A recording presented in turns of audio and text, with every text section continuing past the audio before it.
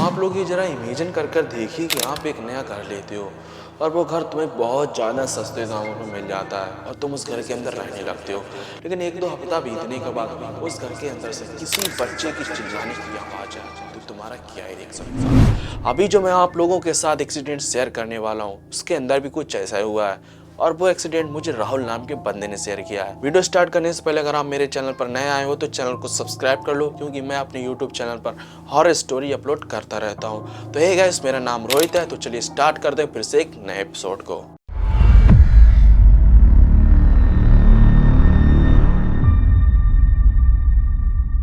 तो दरअसल एक राहुल नाम का बंदा होता है, उसके पास बहुत ज़्यादा पैसा होता है और वो घर में अपनी बिल्कुल अकेला होता है। उसके अलावा उसके घर में कोई भी नहीं होता है, यहाँ तक कि फैमिली भी नहीं। वो बंदा एक नया घर लेता है। उस बंदे को वो घर बहुत ज़्यादा सस्ते दामों पर मिल जाता है और उस घर के अंदर रहने लगता है। और वो घर देखने में भी बहुत ज़्यादा खूबसूरत था। उस घर के अंदर हर जगह पर पत्थर, टाइल, हर जगह पर, मतलब कि ये एकदम बंगला था। वो बंदा उस घर में रहने लगता है और बहुत ज़्यादा खुश हो जाता है कि ये घर मुझे बहुत ज़्यादा सस्ते दामों पर मिल गया और ऐसा घर मुझे कहीं भी लाइफ में नहीं मिलेगा। उस घर के अंदर रहने लग गया। तभी रात के 2 बजे के आसपास उसके घर के अंदर से किसी बच्चे की हल्की सी रोने की आवाज़ आती है। उस आवाज़ को सुनने के बाद वो लड़का बहुत ज़्यादा डर जाता है, फिर तुरंत इधर उधर देखने लगता है। लेकिन उस बंदे को उस घर में उसके अलावा कोई भी दिखाई नहीं देता है। फिर वापस अपने घर में आकर सो जाता है। लेकिन राहुल नाम का बंदा भूत प्रेत और आत्मा जैसी चीज़ पर बिल्कुल भी बिलीव ही नहीं करता था। ऐसा माना जाता है कि जो लोग इस चीज़ पर बिलीव नहीं करते हैं उनके साथ ही कुछ ऐसा ज़्यादा होता है। जब राहुल अपने घर में सोता था तो हर रोज़ उस बंदे को उस घर के अंदर से किसी न किसी बच्चे के रोने की आवाज़ आती थी।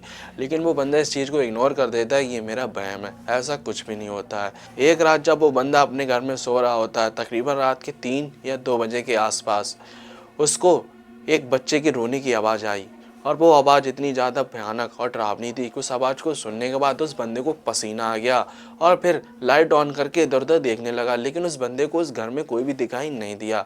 वो बंदा इतना ज़्यादा परेशान हो जाता है कि अगले दिन एक तांत्रिक को अपने घर लेकर चला आता है।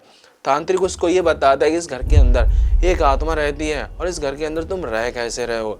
फिर वो बंदा ये कहता है कि मैंने तो इस घर को नया लिया है और मुझे ये बिल्कुल भी पता नहीं कि इसके अंदर आखिर है क्या, लेकिन मुझे रात के समय एक बच्चे की आवाज़ सुनाई देती है जो कि मुझे बहुत ज़्यादा परेशान करती है। तांत्रिक उसकी बात मान लेता है और ये कहता है कि अगर तुम्हें यहाँ पर रहना है तो इस आत्मा को बाहर निकालना होगा। फिर राहुल कहता है कि कैसे। फिर तांत्रिक कहता है कि तुम ये सामान लेकर आओ, मैं जब तक यहाँ पर अपना काम करता हूँ। फिर राहुल अपनी कार को उठाता है और मार्केट की तरफ जाने लगता है जो उसे सामान तांत्रिक ने बताया था वो लेने के लिए। और इधर तांत्रिक वो काम करने लगता है जो उसे करना चाहिए। जब वो तांत्रिक उस घर के अंदर हवन कर रहा होता है तभी अचानक से उस घर की लाइटें अपने आप ऑन ऑफ होने लगती हैं। ये मंजर देखने के बाद तांत्रिक बहुत ज़्यादा डर जाता है, क्योंकि वो तांत्रिक छोटा मोटा तांत्रिक था। जब वो तांत्रिक मंत्र पढ़ रहा होता है तभी अचानक से उसके कान में आकर कोई ये बोलता है कि तुम यहाँ से चले जाओ। ऐसा मैं आप लोगों को अपनी तरफ से भाई बिल्कुल भी नहीं बता रहा हूँ, मुझे ये बताया गया है भाई, मैं आप लोगों के साथ शेयर कर रहा हूँ। अगर आप लोगों को मेरी बात पर बिल्कुल भी बिलीव नहीं है तो मेरे इंस्टाग्राम अकाउंट को फॉलो करके मुझे मैसेज कर देना, मैं आप लोगों को उस बंदे की आईडी डीएम कर दूंगा, वो भी डायरेक्ट। इधर राहुल तांत्रिक का बताया हुआ सामान घर लेकर आ जाता है और तांत्रिक को दे देता है।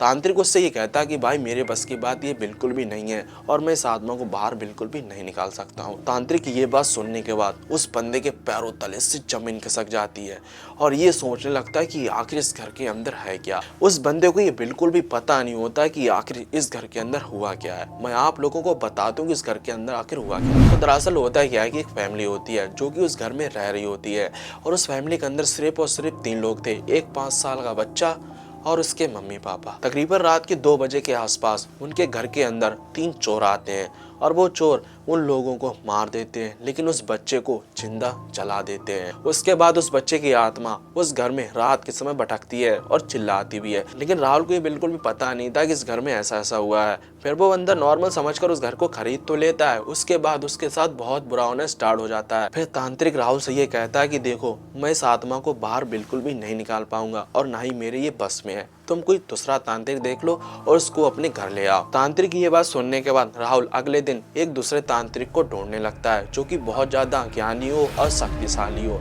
बहुत दिनों के बाद राहुल को एक तांत्रिक मिल जाता है और वो उस तांत्रिक को अपने घर लेकर चला आता है। फिर वो तांत्रिक घर आते ही उसको ये बताता है कि इस घर के अंदर 5 साल की बच्चे की आत्मा घूम रही है जो कि तुम्हें बहुत ज्यादा परेशान कर रही है। तांत्रिक की ये बात सुनने के बाद राहुल समझ जाता है कि हाँ, ये तांत्रिक बहुत ज्यादा ज्ञानी और शक्तिशाली है। उसके बाद तांत्रिक भी वही बात करता है कि ये लो, तुम सामान मार्केट से लेकर आओ जब तक मैं यहाँ बैठकर अपना काम करता हूँ। फिर राहुल अपनी कार को उठाकर मार्केट की तरफ चला जाता है और तांत्रिक का बताया हुआ सामान घर लेकर आ जाता है। घर आने के बाद तांत्रिक राहुल से कहता है कि आज रात को 11 बजे के टाइम यहाँ पर हवन होगा। राहुल भी हाँ कर देता है और ये कहता है तांत्रिक से कि तुम इस आत्मा को घर से बाहर निकाल दो, तुम जो मांगोगे मैं वो दूंगा। तांत्रिक ये कहता है कि मुझे कुछ भी नहीं चाहिए, मेरा काम यही है। तांत्रिक जब रात के 11 बजे के टाइम हवन करता है तो जो भाई मंजर होता है वो काफ़ी ज़्यादा देखने लायक होता है। जब वो तांत्रिक हवन कर रहा होता है तभी अचानक से चारों तरफ बहुत तेज़ी से हवा चलने लगती है और हवा चलने के बाद उसकी हवन सामग्री उड़ जाती है और यहाँ तक कि आग भी बुझ जाती है।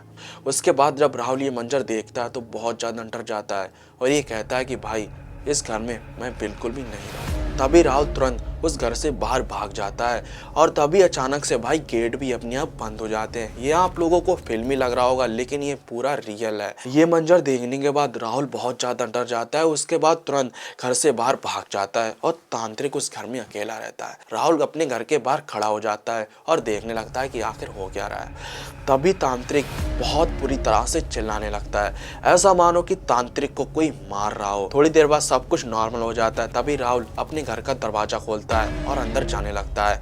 अंदर जाने के बाद ये जो मंजर देखता है उसे देखने के बाद इस बंदे के पैरों तले से जमीन खिसक गई और यहाँ तक कि इस बंदे की आंखें फटी की फटी रही। वो बंदा ये देखता है कि इस तांत्रिक की चारों तरफ बहुत बुरी तरीके से नाखून लगे हुए थे, ऐसा मानो कि इस तांत्रिक को किसी जानवर ने नोचा है और खून बिल्कुल काला था। ये देखने के बाद राहुल बहुत ज़्यादा डर जाता है। उसके बाद घर के बाहर भागने लगता है।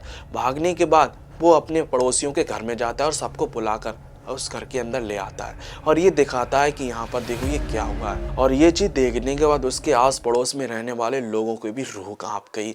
उसके बाद उस घर को सील कर दिया जाता है और चारों तरफ दीवार खड़ी कर दी जाती है। उसके बाद उस घर के अंदर कोई भी नहीं जाता। देखो भाई, आप लोगों ने इस वीडियो में नोटिस किया होगा कि मैंने उस जगह का नाम और ना ही उस घर का नाम बताया है और यहाँ तक कि ये भी नहीं बताया कि स्टोरी कहाँ की है, क्योंकि भाई जिस बंदे ने मुझे स्टोरी शेयर की है उसने मना किया है कि भाई ये सब बिल्कुल भी नहीं बताना है, तो मैंने भी हाँ कर दिया। अगर आपके पास भी कोई हॉरर स्टोरी है तो मेरे साथ शेयर कर सकते हैं, मैं आपकी स्टोरी यहाँ पर कवर कर सकता हूँ। अगर आप लोगों को ये वीडियो पसंद आई हो तो वीडियो के एक लाइक और मेरे चैनल को सब्सक्राइब जरूर कर लेना, क्योंकि मैं अपने यूट्यूब चैनल पर हॉरर स्टोरी वीडियो अपलोड करता रहता हूँ। अगर आप लोगों को उस घर का एड्रेस चाहिए तो कमेंट बॉक्स में एड्रेस लिख देना, मैं आप लोगों को डायरेक्ट कमेंट का रिप्लाई करके उस घर का एड्रेस दे दूँगा। तो चलिए मिलते हैं नेक्स्ट वीडियो में, तब तक के लिए बाय।